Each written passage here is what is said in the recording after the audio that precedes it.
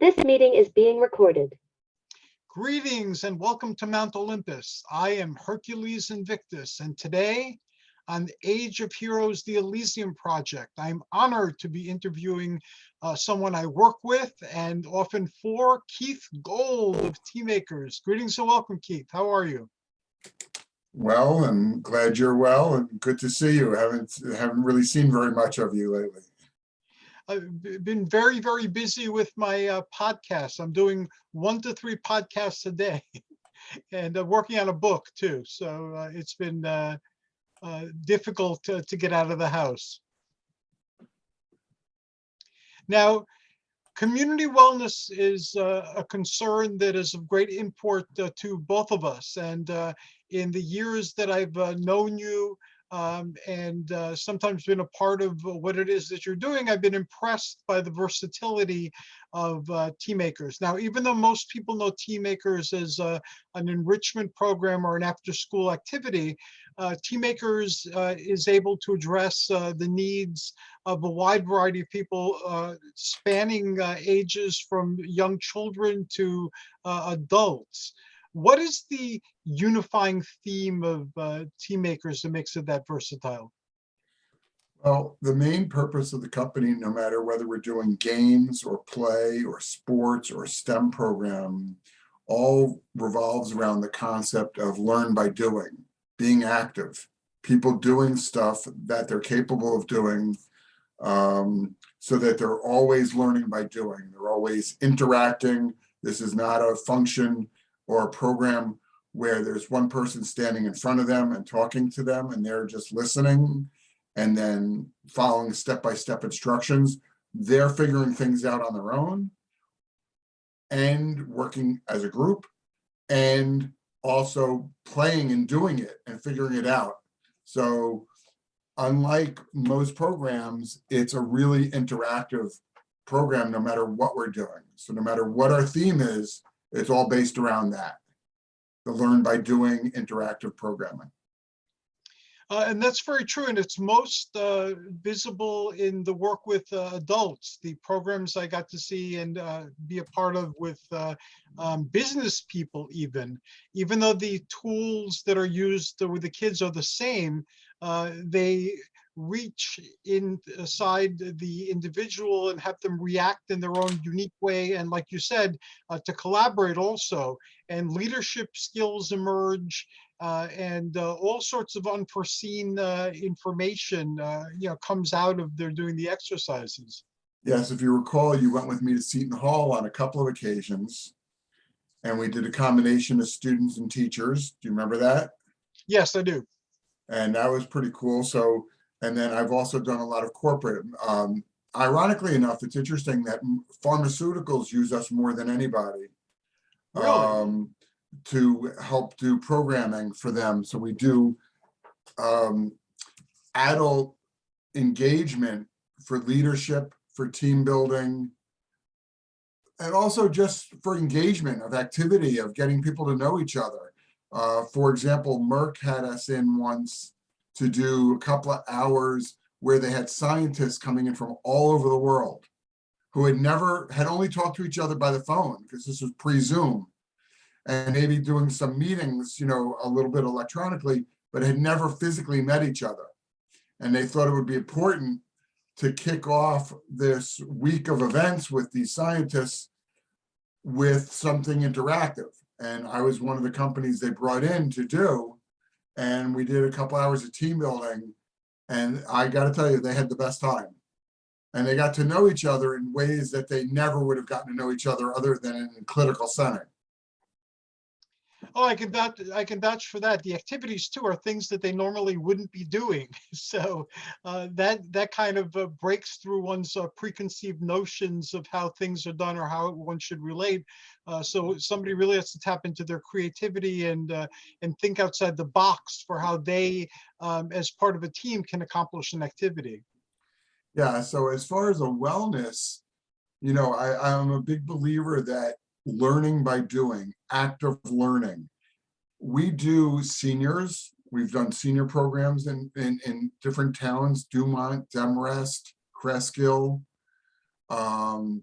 We do special needs programming, and we've become quite popular because we do Richfield Park High School, and we go on an every month basis to do their high school special needs programs. And they like it so much, she's actually budgeted for next year Awesome. for us to come and become part of the school program. She's actually asking the school district to pay for us to come on a regular basis, a weekly basis, to do it, work with the kids, because they just see the way the kids thrive in something like this. And it's so unlike anything they normally do. Now, the places you listed are in Bergen County, so it's pretty local, but you actually extend far beyond Bergen County. Yeah, the New York City Board of Health has me pretty much every year. Every summer I do a program for them, for at-risk children. And they also, ironically enough, just asked if I would come back and do the staff. So for the New York City Board of Health. So they sit there and go, we want to do this. We see what you do and we love it. We want to do it.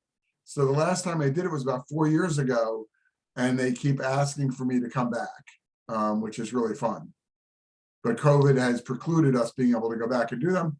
We also, as some people know, we go down to Vineland, we go to Delaware, we go to Pennsylvania, anywhere I can drive. We do New York State. If I can drive to it, I go, because then we can afford to do it, because I don't like to charge a ton of money.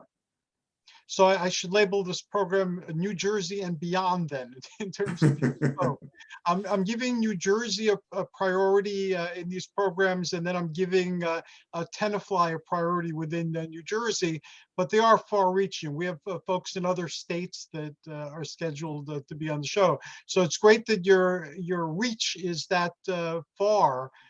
Because these are unique activities, and they're lots of fun, and they're very interesting to do, and they're repeatable too, because with every new bunch of kids, you get it's a new fresh activity.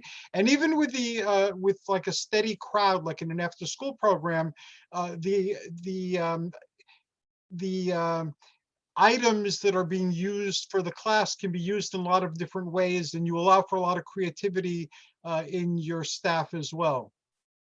Yeah, so a couple of things to go along with that. So, we do an adult continuing ed program in Bridgewater, all wellness, and they ask for us. I mean, the people in the program go to the directors and say, when is Teammakers coming back? And we do things as much as team building, but then we also do crafts with them. But unlike crafts where they're just sitting there following it, as because you've done some of these programs with me, they actually have to figure it out.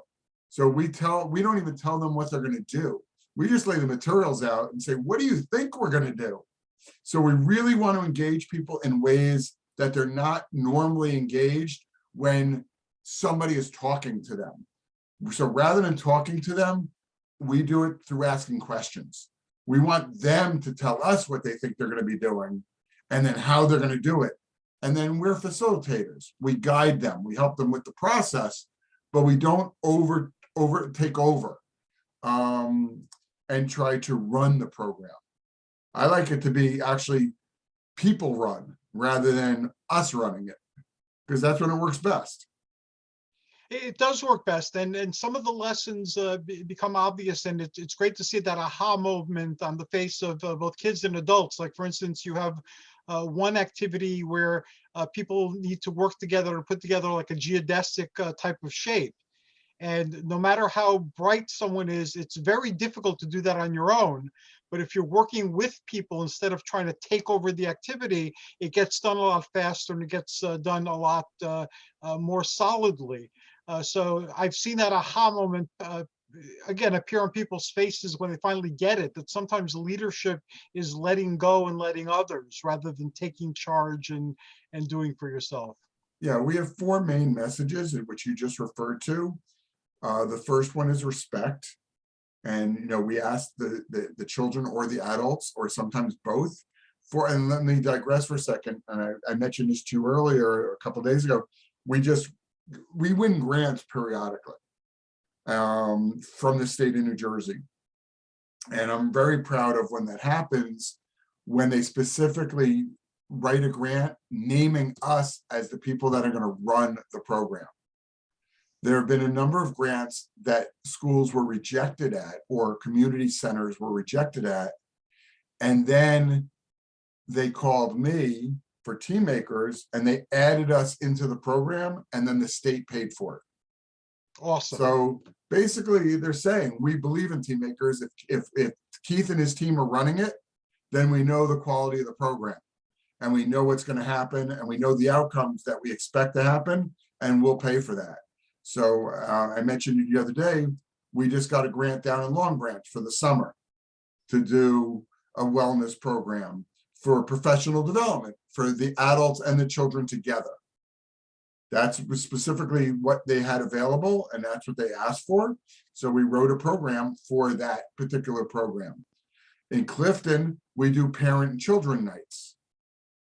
And I'll tell you, this is a little embarrassing. The first time we ever offered it in Clifton, and I don't want to say the school name, which school it was, we only had the people who organized it and their children there. So it was like 4 parents and like 4 kids.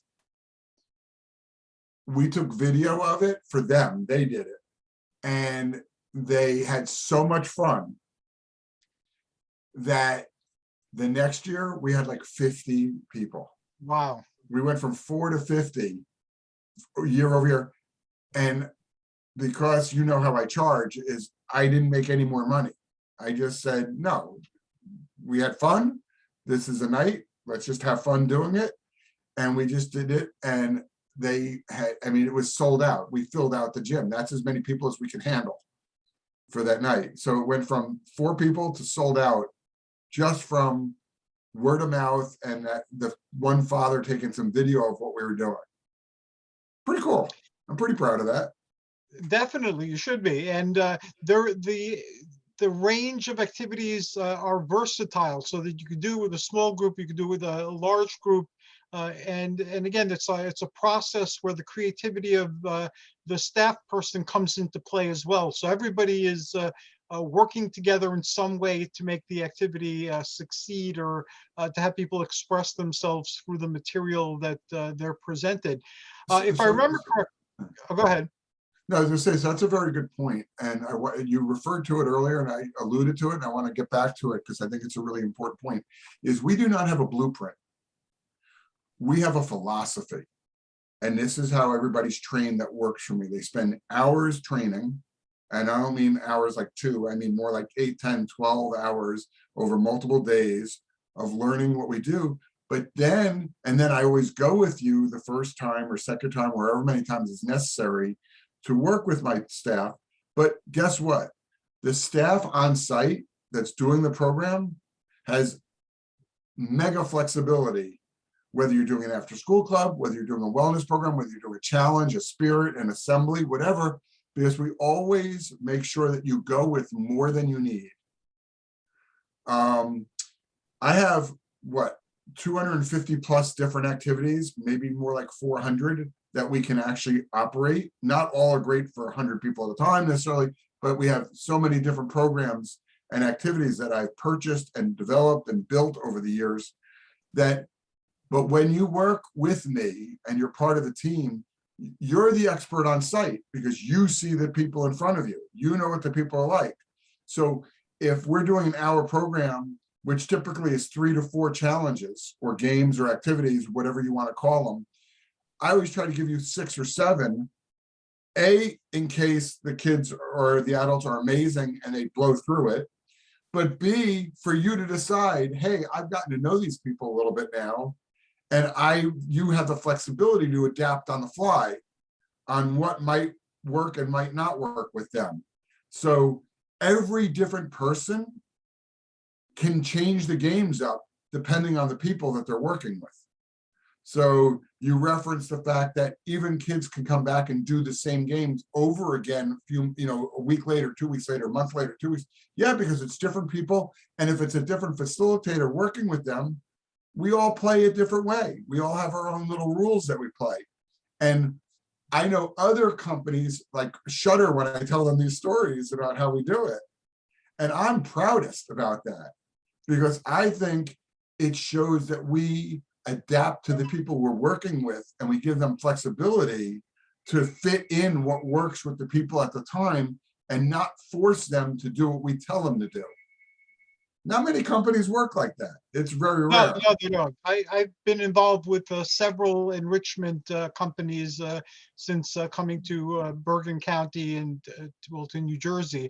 And I can honestly say that when I decided to get back into that again, the first and only person I called was you, because I knew if you had something, I prefer that more than anything else. My style is I'm a storyteller.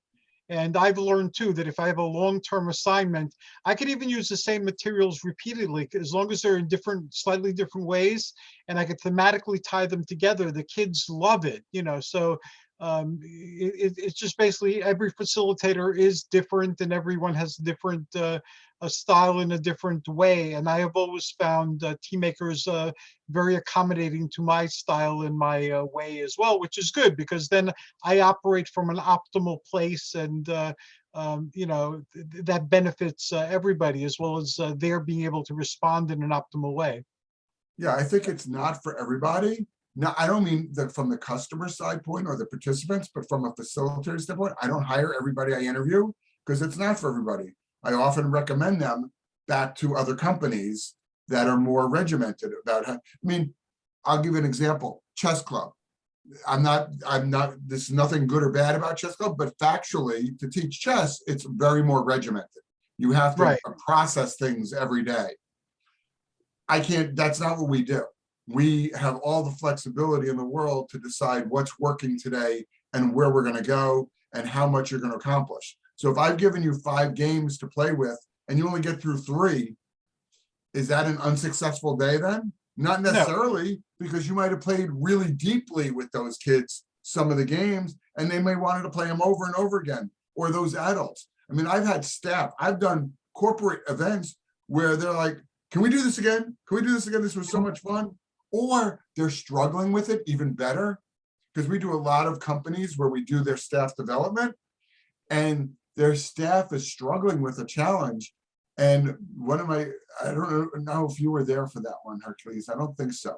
It was actually in New York State. It was their actually mayor's wellness campaign. Sound familiar? It was the New York City mayor's wellness campaign, and I did a workshop for them. And they were struggling with one of the challenges. And I said, team, we need to move on. Let's go on to another challenge. And one of the women came up in my face and said, no, we are not stopping until we solve this challenge. I don't want to know how to do it. We are going to figure this out. We are not leaving here. And she looked at everybody else. It was about 30 people. Do we all agree? We are not moving on and leaving or stopping until we can figure out how to do this one. And they all agreed.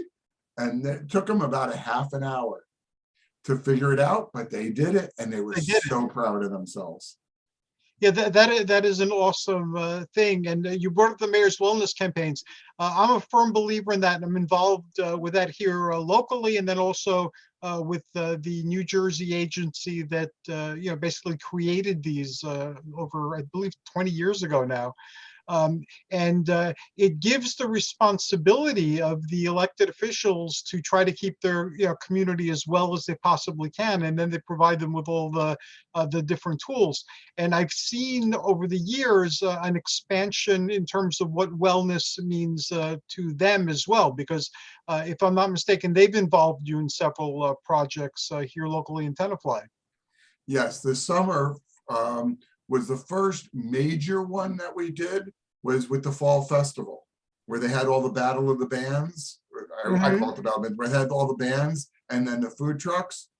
And I proposed with the town council, what are we going to do with the kids and some of the parents? And they're like, that's a good idea. What do you think?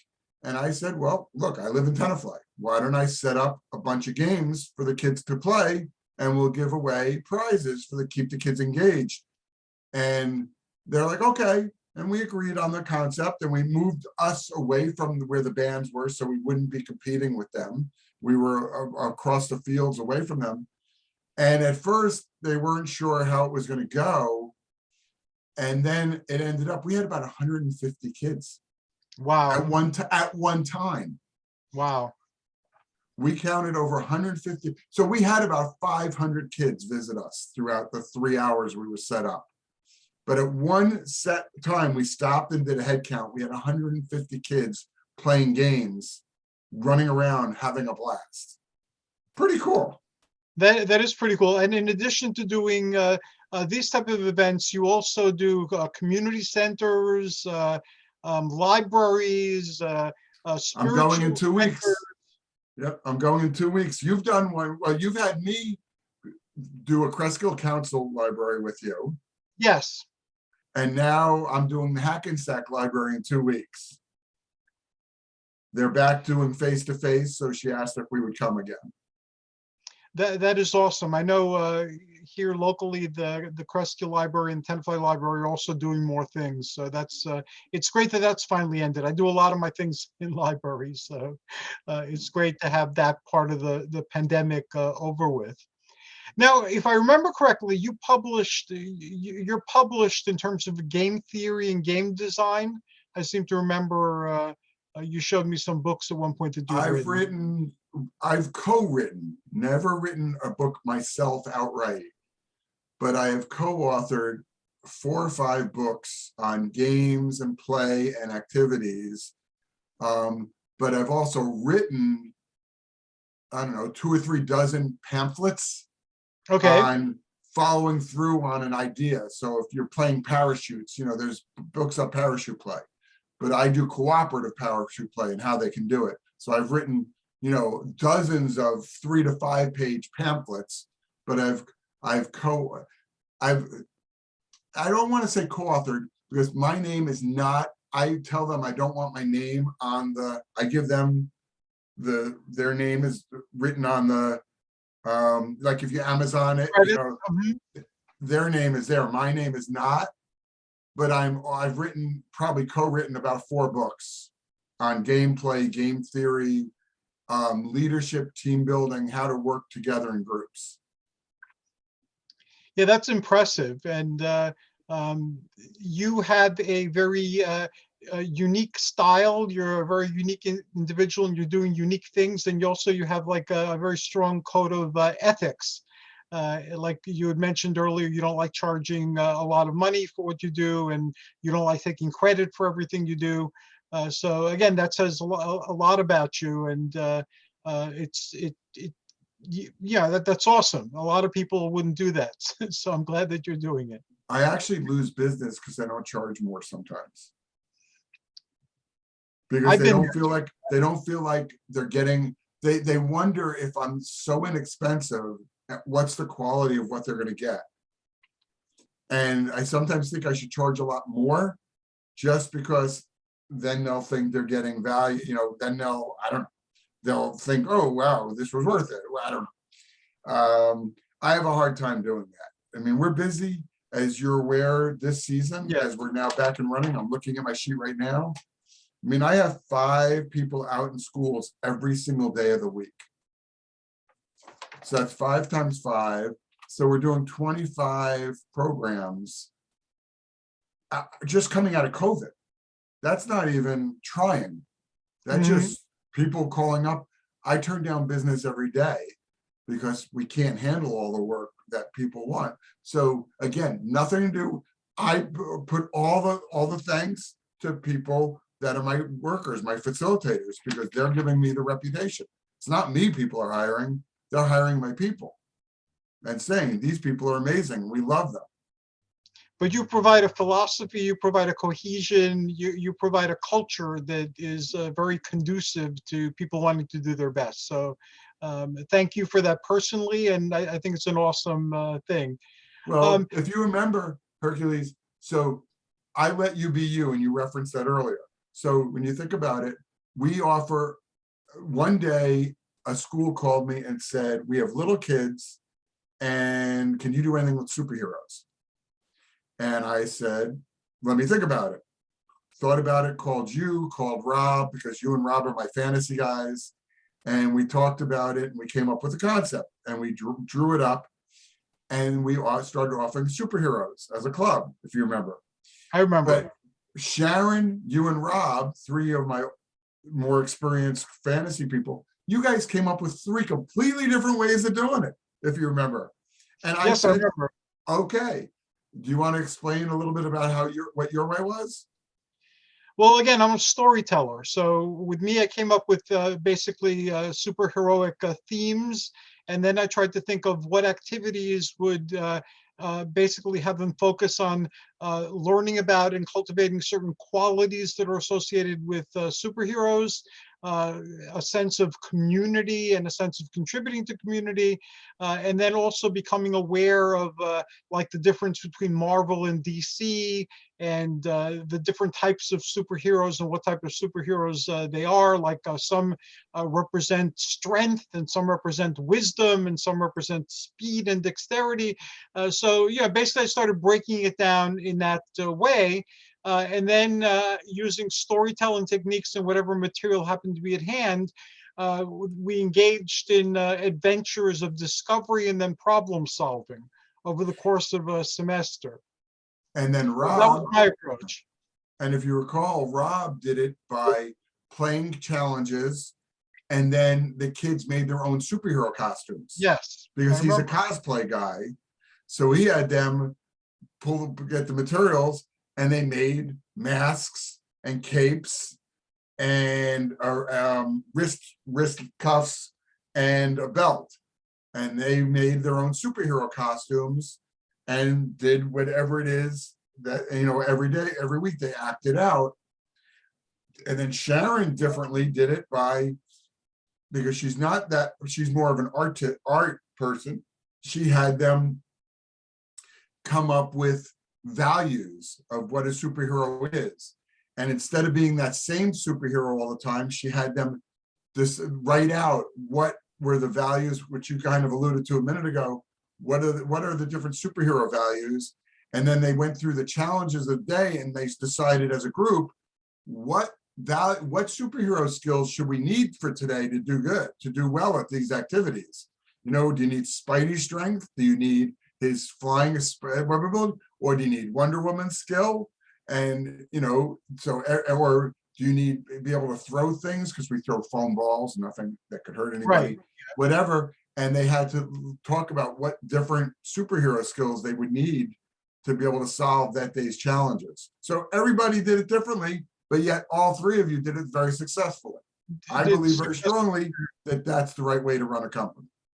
And I would agree with you. And again, I learned from what the others did as well. And I incorporated some of the elements like the costume. I thought that was an awesome idea. So I incorporated that into subsequent versions where, in addition to everything else, they'd work on they'd earn actually different pieces of their costume, and then they'd have it. And by the end of the semester, they had, some sort of costume put together. Did you also have them do a coloring book? Excuse me? Didn't you also have them doing a superhero coloring book at one point? Yes, I had coloring books. I give away stuff too. So I got a bunch of giveaways, and it was all, again, as they reached certain levels, they earned certain things, which is again part of your program as well. You have they earn something each time, and then collectively toward the end they actually get items. So I had the same type of system in place. And it played out. It was very popular. Places wanted it again and again and again. Kids told other kids, so that when they were in the class, they knew kind of what to expect. But I'd always change it up a little bit. I'd always evolve it a little bit so that they got something new and different and, more exciting about it to tell more kids. And in some of the schools, if I remember correctly, it continued from semester to semester for a good length of time. Yes, if a child loves a program, so I don't want one of the Tenafly schools just called and said, it starts back again tomorrow.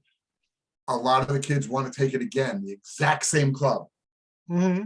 And so I went to the facilitator and I said, do you have enough new stuff that you can offer with me, more programming? So, because you're going to have a lot of the same children.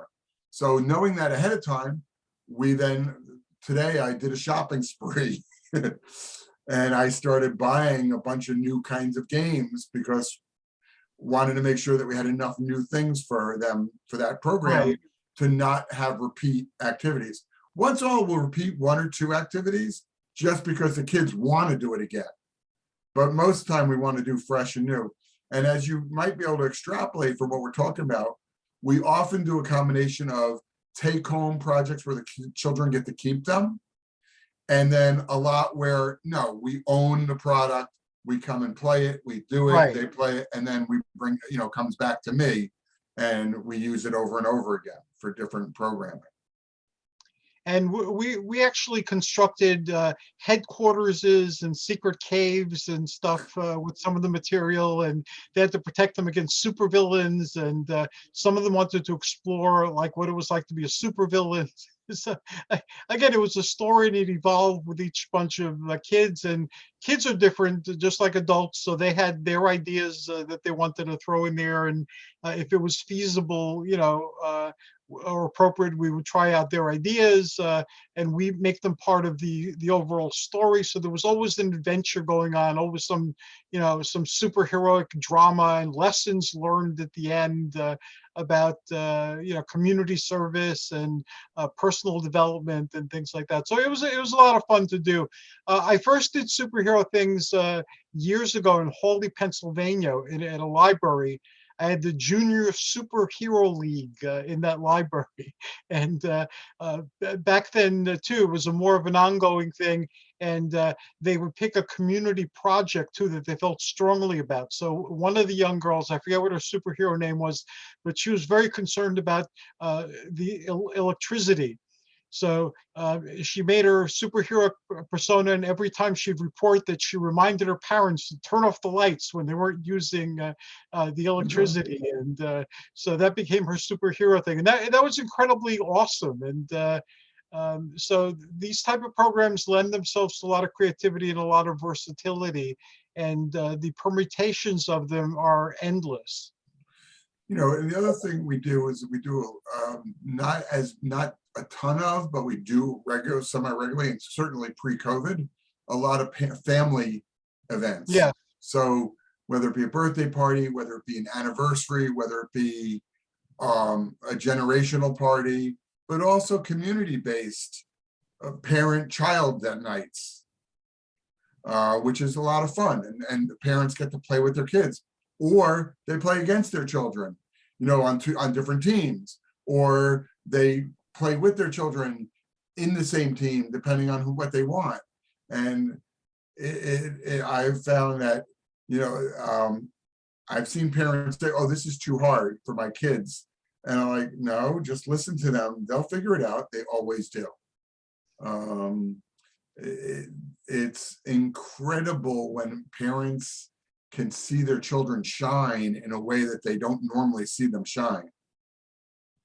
And Yeah. one of my favorite things is when a child says to the parent, "I got this." Yes, that is a great moment.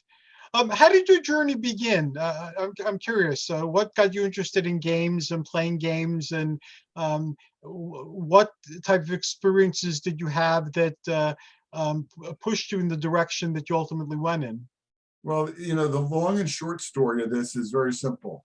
I started, I think everybody who knows me, that I was an athlete. I was a jock. Pretty good at school, but mostly a jock. And, I was going to play pro ball, which I ended up doing. But I also got a degree in psychology, and I got a degree in phys ed. And I became a school teacher. And in the summers, I worked in summer camps.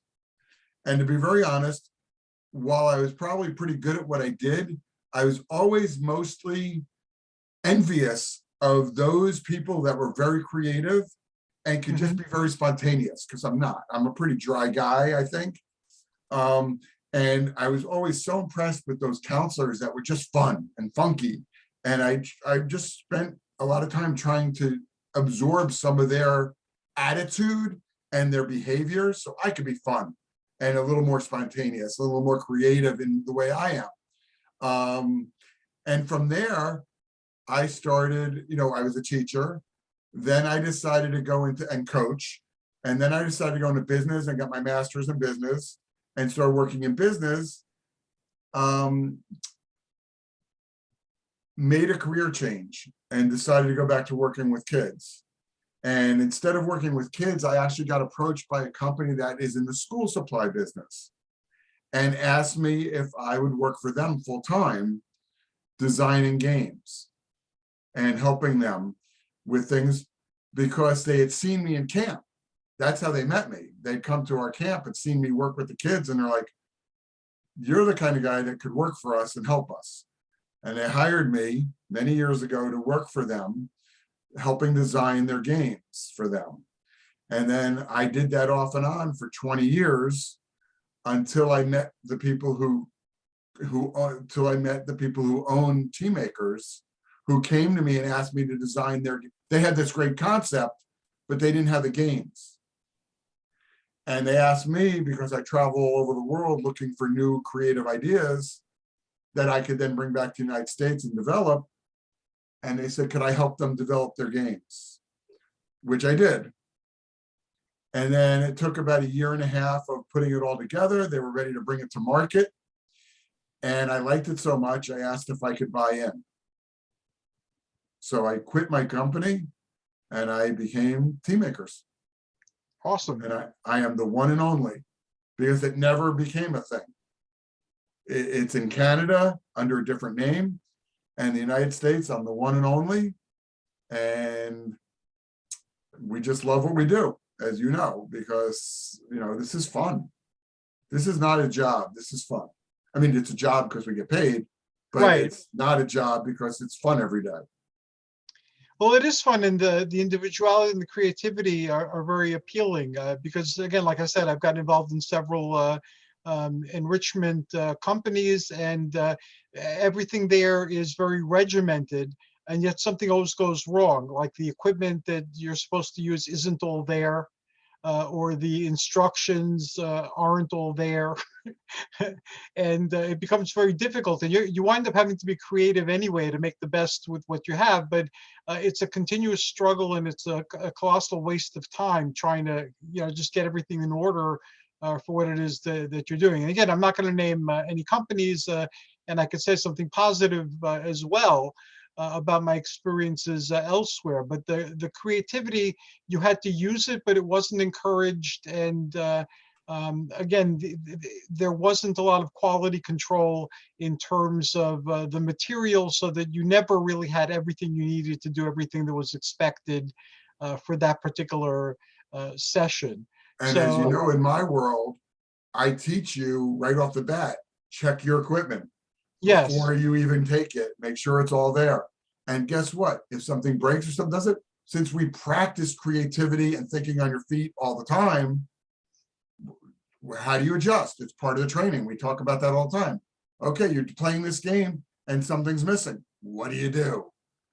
That's part of training. What do you do? Well, I do this. Okay. Or how about this? Or what about this? Or what if the children are not into the game that way? What else could you do? We talk about that all the time, so that when it does come to you, you're like, oh, no big deal.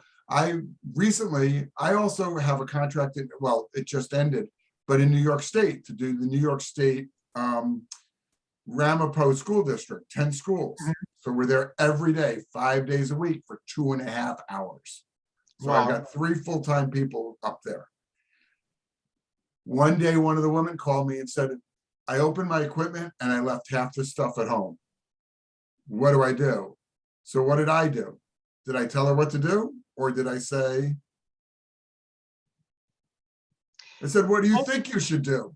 Yeah, well, what can you do with what you have? Exactly. I turned it back on her. I said, this is what we train on. So I just said, what do you think you could do? I'll help you, but you got to help yourself. And she was so proud of herself. I can tell you, if you call, by the way, she's a pastor. That's in your house, not mine. My dog has a strong opinion. He likes the story. Anyway, I will tell you, she's a church pastor. And she was so proud of herself that she called me and said, oh my God, you'll never believe what I did. Because this was missing, I went and did this, and I did this, and I did this. And I was like, and how'd it go? She goes, the kids didn't know, they just had a blast. They didn't know anything was missing. That's an important, I learned that lesson pretty early on. I used to lecture throughout my life. Since I was a teen, I would lecture in halls and things like that. I was working for hospitals, so I was talking to doctors and nurses and other administrators and so forth. And then I noticed when I looked down at the podium that I had, Sophia, thank you. I noticed when I looked down at the podium that my notes were missing. For a big chunk of the presentation, all the notes I prepared weren't there. So then it hit me. No one knows that except me. So I just went on to give a presentation off the top of my head, and okay, I'll probably leave some things out, but who will know that I left something out? And I learned at that moment that, again, whatever happens, happens. Just, ask yourself, what can I do with what I have, and run with it. And most of the times that's more than sufficient to get you through the challenge at hand. So that is a good lesson to, Yeah, well, one of our most famous stories embarrassingly happened to me because I was invited to go to a school for 10 kids. So thankfully only 10 children. It was a leadership group of kids at the school, like seniors in high school. And he wanted me to do a 1-hour presentation with them. I learned, I don't normally, this was very early on in our company. And I go, think I got the materials, I get in my car, I drive, it's an hour and a half away. I get there an hour and a half away, no bag in my car. Ooh. I left it in my garage. Now what do I do? I'm there with nothing, no materials to play games with. Fortunately, I always get to a school early. So I went down to their gym and I borrowed a bunch of stuff from the PE teacher and went up to the classroom and did my workshop. Kids had no, to your point, kids had no idea that that wasn't what I was supposed to bring. They had no idea. So I crafted a workshop out of nothing. Afterwards, the kids had a blast, by the way.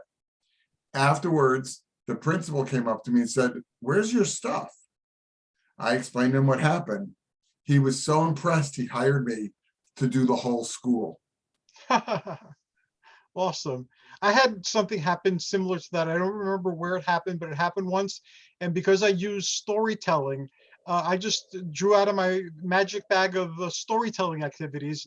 And I used the storytelling. And since that was a thread in everything I do, it just became, today, let's focus on telling stories about superheroes. And basically they didn't know that that wasn't what I planned, and they all loved it, and they all got to make stuff up about their powers and about their adventures. So it worked out, it turned out working really well.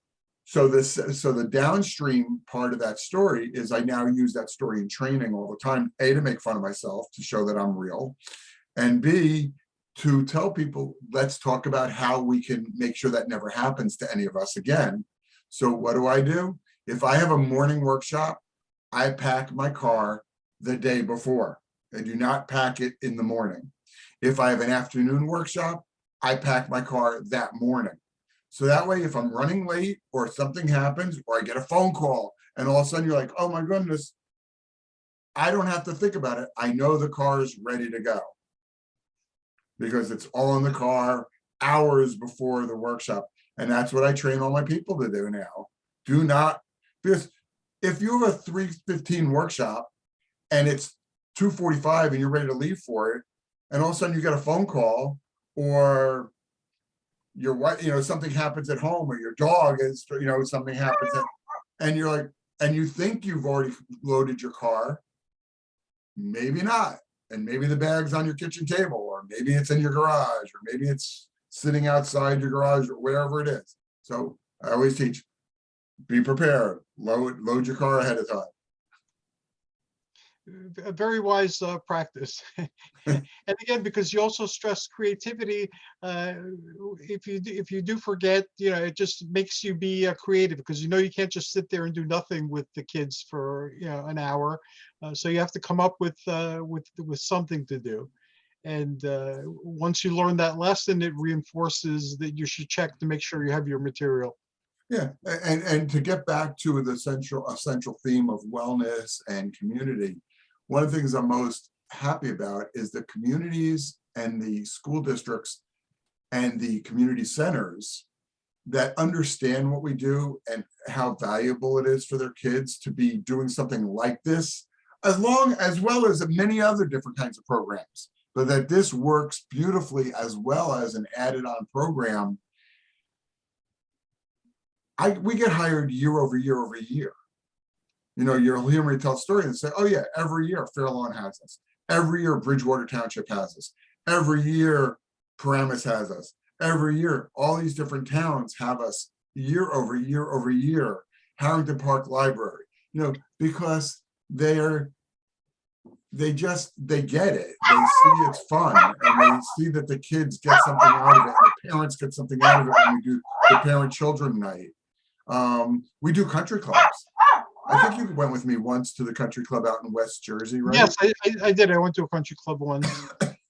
And there was a pool a couple of times, a huge community pool, and Oh, you remember that one? Yeah, I haven't reached out to that. different settings, parks. Yeah. So, you know, I'm just very happy that that it's not all one-offs. It's that they say this was great. We get it. We understand the value of it. We understand that the kids are talking about it and the parents are talking about it. So it clearly had a value to us, and let's have you back. And that is an awesome thing. What is your dream for, let's say, 5-10 years from now? Where do you see yourself still being the one and only, or do you see yourself franchising, or what is No, the dream? I'm hoping that somebody younger and more aggressive wants to learn from me and take it over and become me and become the new me at just a younger version. Be aggressive, be fun, go out there and do it and expand it and just take it over from me. More than happy to pass it on to the next generation of people that want to run programming like this. And you'll leave a legacy behind. And you also have, you know, everybody has a lot of different interests. One of your interests that I admire is you're interested in leadership, especially United States leadership and the presidents. And I remember having lots of conversations with you about different presidents and their leadership styles and what the circumstances were at the time in the country. How much does that influence you in putting together leadership programs? Because the lessons that you extrapolate and share in the conversation are very powerful. Well, one of my, I'm unfortunately or fortunately, I don't know whether it's a good or bad, but when I was a child, I was selected to learn how to speed read. Okay. So in Norwood Public School, and then at Ultapan, Northern Valley Ultapan. And so I was taught how to comprehend at a very high rate of speed, not like what I guess we've heard about John F. Kennedy, where they do their finger and they just go like this. I actually read, but I've learned to read and comprehend because they drill it in you. So I read very fast. So one of my pastimes is presidential biographies, and that's what we're referring to. Is I've read, I don't know how many presidents have we had. I'm not even sure, but 46. How many?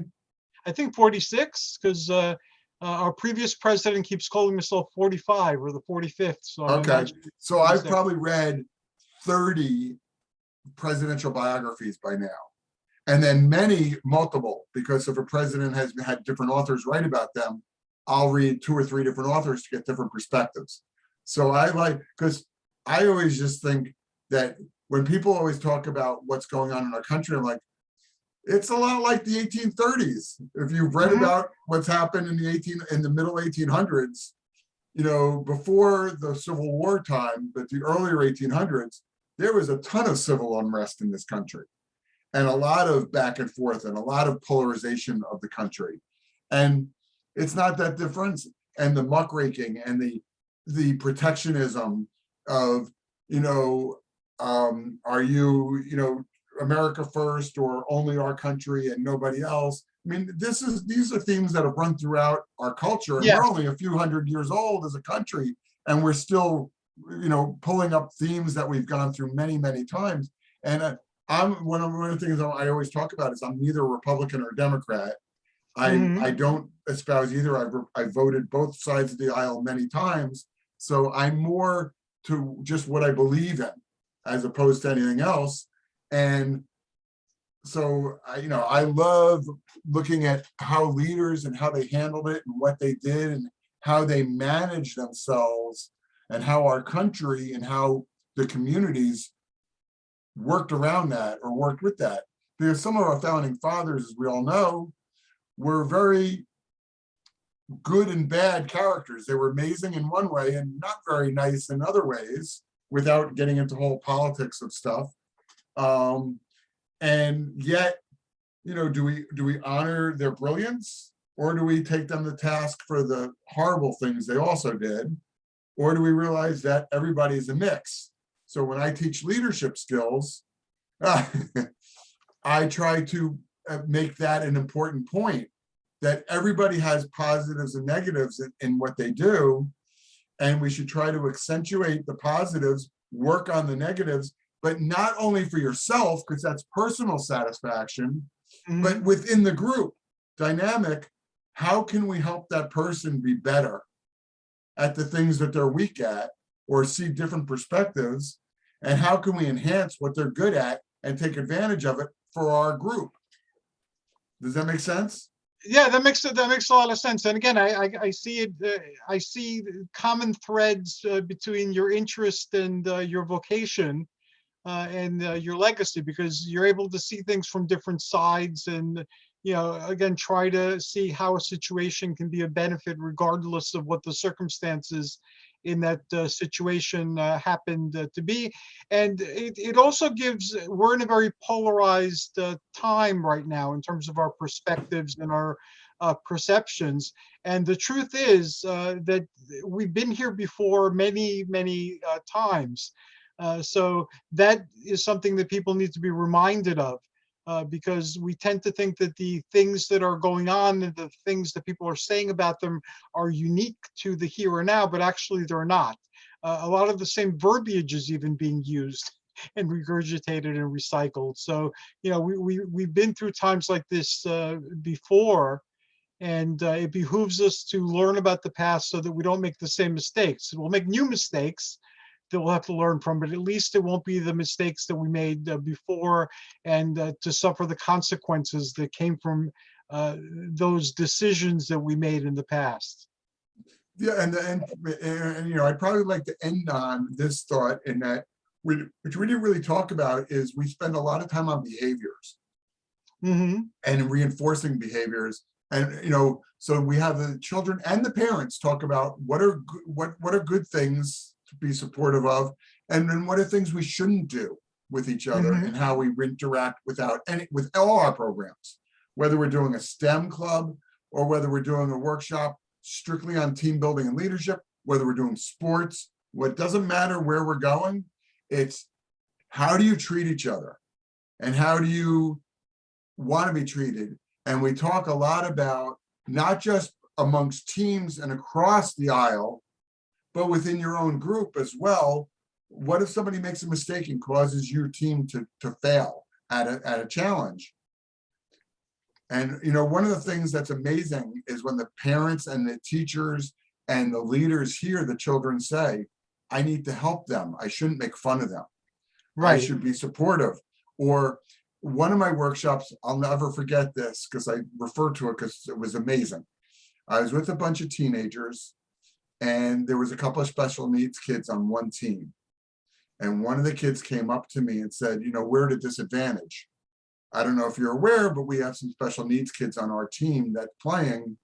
And we might, can you help us? Or can you give us an advantage? Can you give us some help? Are you allowed to give us some hints that the other teams don't get? And I just looked at the young man and a few of the other children in the group. And I said to them, I guess, why don't you guys talk about it for a minute and then come back and tell me what you think needs to be done without me telling you what I think we could do.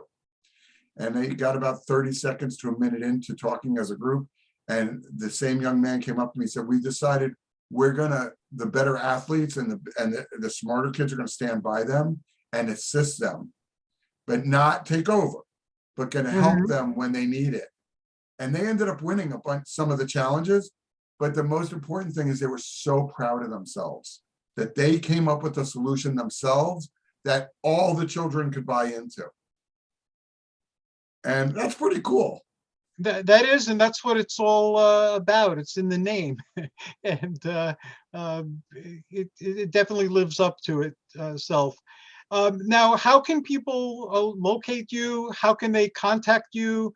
And how can they enter the world that you've created to see all the wonderful things you have to offer? Anybody that wants to know more about Team Makers, you can Google it. We're teammakers.com. We're the only one that I know of. There is another company in North Dakota that uses the name Team Makers, but it's an educational school thing. Other than that, we are the one and only.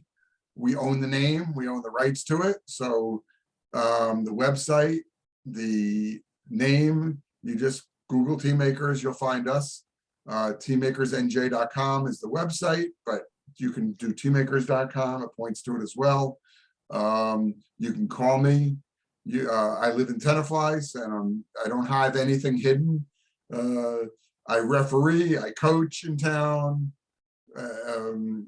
I take long walks. I don't know if you're still doing that, but I usually walk 3 miles around town every day.